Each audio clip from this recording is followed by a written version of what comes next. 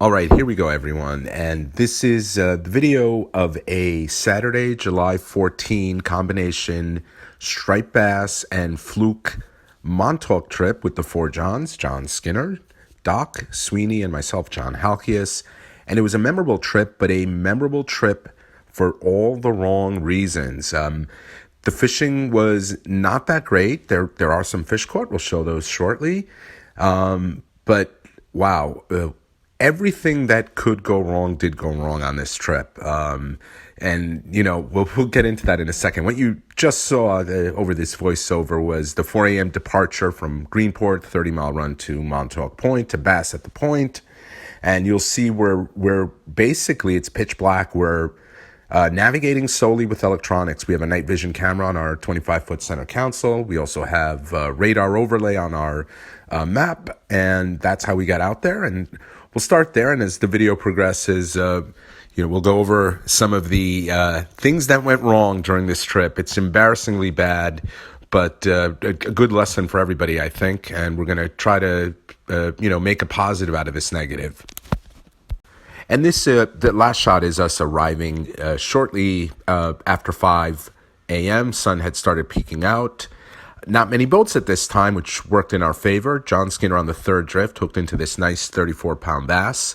But after that, it was chaos. Boats all over the place. But I can't imagine the sounds of those engines, and the commotion helps the bassing. And that was really it, that one fish he caught.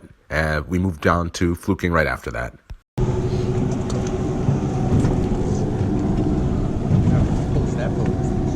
Yeah. Well, he's a lobster boat. What's that here? 32. Down so quick. 2 miles an hour, Skinner. Come on. Much better. There you go, Skinner. No, Skinner's There you on. go. Nice. Good fish? Yeah. All right. You want the net? Reel it up, dude. Don't leave it down if you're going to do that. Go up? No. Keep it down. If we see his fish runs this way, we'll bring him up.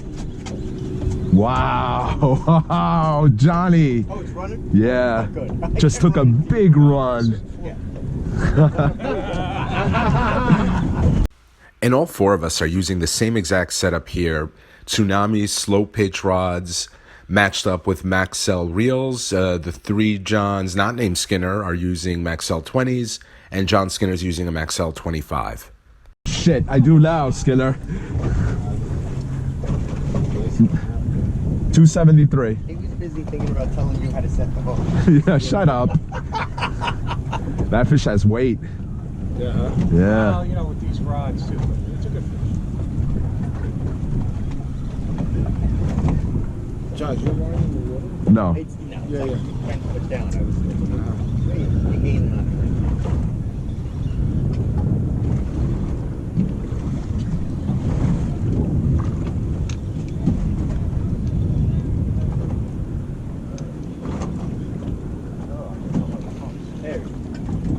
How's it look? I hope you keep it on this side. Clear these rods. Do you want to? Shit. Don't worry about it. Do you want to go? Can you get above it or not? Not at all. No. Okay. Yeah, John. Yeah, give me a hand. Yeah, so I'm going to have to Yeah, walk we're good. outside. Yeah, we're good. We're good. You're good. Okay, perfect. Nice job, John. Take that.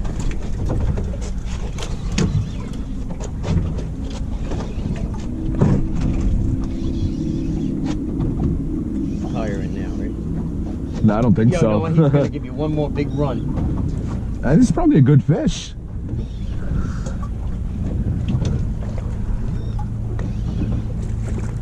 See the boat? He'll go up on you. Right here, something later.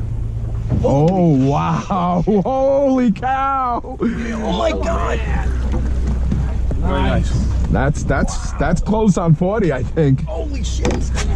Wow. That's a big fish, man. It's a very big. But it don't fit in the big net. Well, I think the weather was right. Yeah. Wow. That rod is freaking sick. Yeah, that light rod to bring up that fish relatively quick. I know. All right, I've got a boga in here. That's it? That's it. Now let's see what he's going to go. He's gonna go 35. Yeah, that's in the 30s. Oh, good. You know what? Despite the blood, this guy is. Look at how he's hooked here. Yep, perfect. Oh, good. Ah, beautiful. Came right out. Oh, where's your camera? Nice. Yeah, I'll take a picture with this. Yeah, I want to take a picture too. Whoa, Doc, stay on that side. 34. All right, wait, hold him up 1 second, John. He wants us to move it eventually, but slowly. He's back there. You don't have to answer in that. I know, you're right. Doc, go ahead a little bit. Slowly.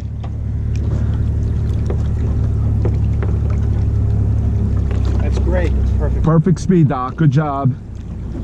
Side to side. No, I'm kidding. Well, no, it's good. That was, you know what that comment was for. I would hit neutral. Yeah, neutral it a little bit, Doc.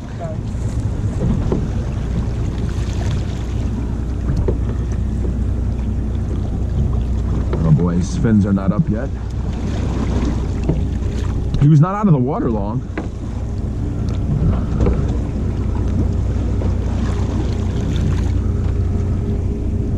Yep, you can go again a little bit, Doc. See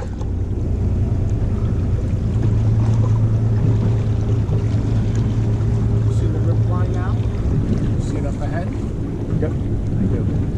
Yeah, well, we're going over that same line. Oh, there's the rip line right in front of us. He's getting there, Skinner. Yeah. There he goes. There, it's good. Oh, good job. But like I said, right after this fish was caught, the fleet showed up out of nowhere, and it just became a mess to fish the point. So we decided to pack it in and go for Fluke. Yeah, well, there should be.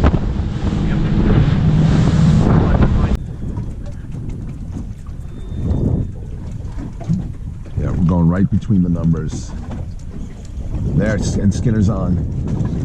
Skinner, who put you on the fish? That was a joke. Good fish? Yeah, it's a better fish. Yeah, get the net. It's a better fish. Doc, you want the honors? You want to give me your pole? Oh, there's rod holders. Imagine. Oh, Doc. That's going to be this one. Too wide? It's going to be too small. Heads up. Oh, Heads up. Doc. Nice fish, John. Wow, nice fish, John. Good net I job. got him on the 1.6 ounce bass bucktail. There you go. Oh, you did? Yeah, you did get him on the bass bucktail. Good job. Right on the plateau, right? Yeah. Right between, Doc, literally right in front of one of the marks. Hey. You gotta stay on the mark. When we reset, Once you pass, John, look, somebody's let gotta me just leave show it you for me. something. Yeah. Once you get to this Hold thing on. here- I'm getting worked here. Hold on. Doc, I'm just going by the depth But I'm just showing finder. you. Once you get into this piece here, Yeah. then forget it. All right. Well, we're coming in on that, but we're still at 74 But feet. we have caught fish right at the edge of that. And oh, see, it just dropped. Right. It went from That's what I'm 74 to saying. It dropped to the 77. 80s Whoa. now. Oh, guys. I told you. Serious fish. Yep. there you go. There you go. Serious fish. Right on the edge. By the way, I just dropped one too. Oh, God. Serious fish. Yeah. Feels really John, you may good. want to get the big net. No. It's not a big net fish. He doesn't know that rod. I don't know that rod. What do you think? It's a nice fish. It'll be a violent hit. I'll hit it. Yeah, I think that net's fine. Okay? Yep. Yeah, I'll put my rod in. Doc, he's on the fish. Oh man, I dropped it. Take the net. Give me. It's There up. it is, it's up. It's a good fish, but it's not as big as Skinner's. Smoke this Ooh. spot is- Oh! That's a point. That's a point. Thanks, Doc. If I win by 1 point, remember that. Hey, what is that on it? Yeah, and that's the second fish in a couple of weeks that spit the hook right before it was netted. A great net job by Doc getting the fish in the net before he swam away. And even more so because that was the only keeper I had. Skinner has 2 more keepers coming up, but Sweeney and Doc got shut out. The first of the many bad things that happened on this trip. The other thing I want everyone to pay attention to is how calm the seas are right now. The entire day, the weather forecast was 5 to 10.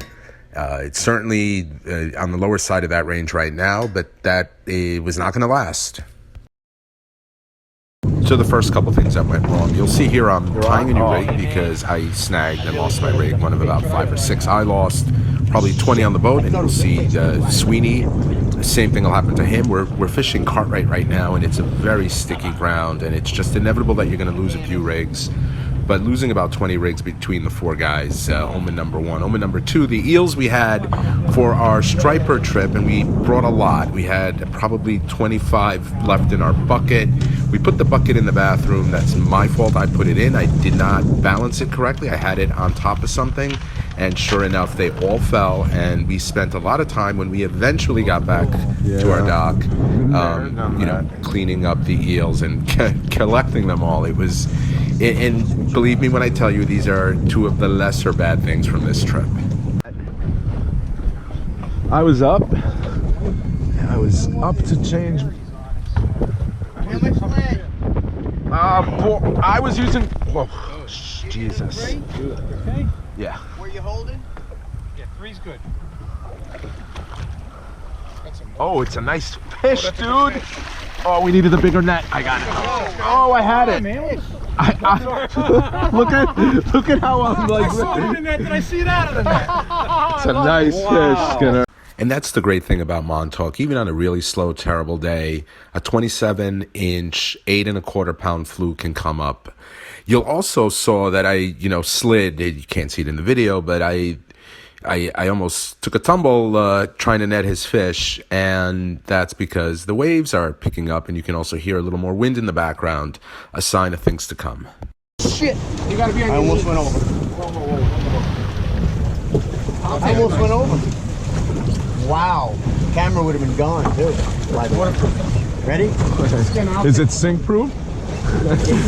Shit. Hold on, Skinner. I'm gonna take one too. Oh yeah, that's good. That's good. You want to make that fish look... And a couple of hours passed with one more keeper that I didn't show from Skinner, but the bite really died, and it really got windy, and you'll see this clip. Always hard to tell on video, but the waves were getting steep, the wind was pushing from the southwest, and we decided at 2:30, we'd been up since before 3, all of us, to make a run for home. And little did we know, and unfortunately both Skinner and myself put our cameras away because we'd done this trip, you know, 100 times. Little did we know the wall of water that would meet us as we attempted to turn the point. I mean, it was downright scary. Sadly, not caught on video. It Just would cause the bow giant to dig a little more than it normally walls, does. 5 to 7 foot seas, tightly spaced. The fleet had cleared out. And you know, we relied on that weather report, but honestly, when we saw the wind picking up, when we saw the waves on the south side picking up, that should have been a clue to us to, you know, get up and run. And we, you know, it was hairy. We got through it, but it was very hairy. Unfortunately, that wasn't the end of our woes, as we'll pick up here. Here's the story, guys. We hit some really rough seas coming back from Montauk. I mean, really rough. How was the fishing? Well, for Skinner, the fishing was great.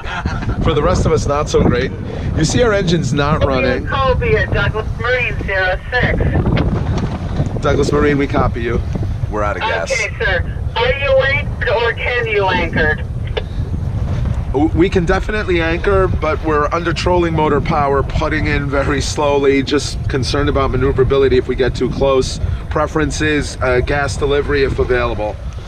Yeah, if you're headed toward the marina, only 3/4 of a mile out, you're going to be in the marina before I can get up to you. We don't know if the battery's going to hold out. Yeah. All right, if our batteries hold out, we'll try to do it that way. Otherwise, we'll call you back if we have a battery issue. We'll anchor and we'll wait. Yeah, Roger. Right now, Are they Eskimo? to 3 Mile Harbor, so it's a little wait. So if you can get into the marina on your own, you'll probably be better off. Copy. We'll radio back if we need assistance. Thank you, Towboat US. Roger. Just call me 16. Roger. I think with these 331 batteries I got in here, I could probably run this thing for a day. I don't think we have a problem. It would be nice if we told So- me we have a problem and they can't get. So we truly are the Jigging jerks. Plus Skinner. That'll be the new TV sitcom. The jigging jerks. Plus Skinner. So here's the story with the gas. I've been boating forever, and this has never happened to me. This is the 6th boat I've owned. I've never had a fuel issue. We typically get 3 full Montauk trips from Greenport, Montauk Fish, and back on a full tank of gas. Our fuel sender died a few weeks ago. The new part actually just came in. Sweeney couldn't install it, though, because he's missing a part to it. And we thought we were good. We had done 2 trips to Montauk. We had done some local trips in between. We didn't think that would weigh negatively on the fuel situation, but obviously it did. So important lesson, never take it for granted. Always make sure you have more than enough fuel. We're very lucky. We ran out of gas a couple miles from Orient Point and not in Montauk when we were battling those waves trying to get home. To make it worse, as we were trolling back, Sweeney decided to relieve himself in the back of the boat, and he slipped really hard, fell on his tailbone, was this close to going overboard. Just a nightmare trip. The one impressive thing about all this was getting in solely with our Rhodan trolling motor. Sweeney is using a remote control to basically maneuver the boat from about 2 miles out from this marina, Orient by the Sea at Orient Point, and through the passage and to the dock. It was an amazing job, actually, to do that all by remote control. Very impressive. So this Rhodan basically just drove us 3 miles. I am. All right, you take the wheel. If I yell right or left, I'm not right. All right. By the way, that will be right. I know. You're doing great. Go a little right now, I think. All right. I don't think we are. We're fine. Okay. We're fine. Go straight ahead, right where the umbrellas are, right there. By the red boat. Yeah, before the red boat. Before the red boat. Yeah, it's right where those pilings are. Yeah. Like I said, a memorable trip, but for all the wrong reasons. Hopefully, the folks watching this can, get some lessons out of this. I know we did, about ensuring your equipment is working right, our gas gauge, and that you have enough fuel if there is a malfunction, and really being careful with the weather and not taking anything for granted. As always, if you like these videos, please hit that subscribe button.